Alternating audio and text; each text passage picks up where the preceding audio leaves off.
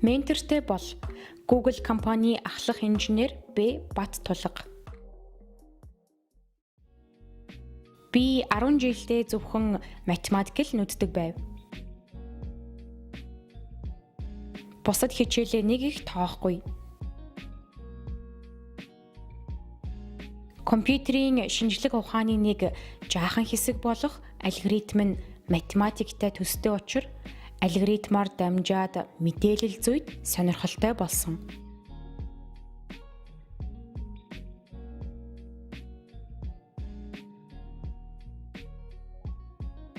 Солонгост бакалавртаа голдвол математикийн хичээлүүд сонгосоор байгаад давхар математикийн мэргэжилтэд төгссөн.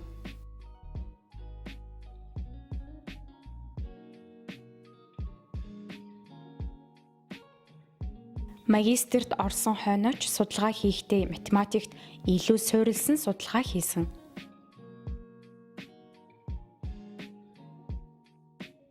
Математикийг төгс төгөлдөр гоо сайхан зүйл гэж шүтэж явсан хүн тэгж бүхэл бүтэн 8 жилийн дараа жинхэнэ софтвер инженер ямар байх ёстой, хинтээ хаашаа уралдах ёстойг ухаарч эхэлсэн байгаа юм.